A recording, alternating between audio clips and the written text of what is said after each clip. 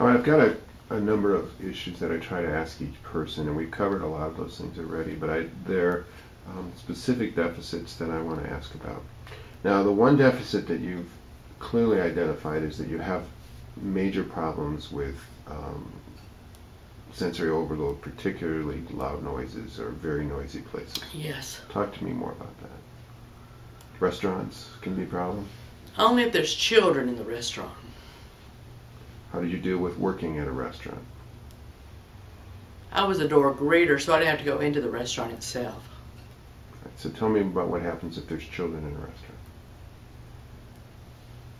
Well, if I'm going in as a consumer, I ask not to be placed near seated children. All right. Is that a difficult thing to do? Not really. Of course, it gets frowned on if I'm with family. What about children in your family? They're basically grown. One's 16 now and one's 20. What is it about the children and noise that bothers you?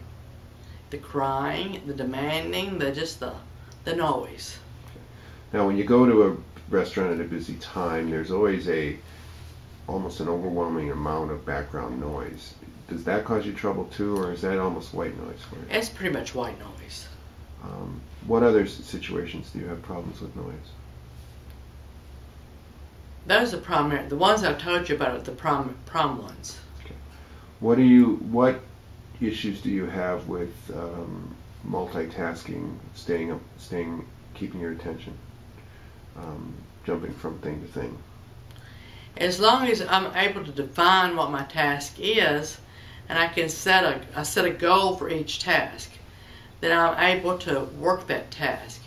Now come drop another one on me, I'll have to work it in how I'm going to work it with this task. And if they don't coincide, I will tell somebody they don't coincide with my ability.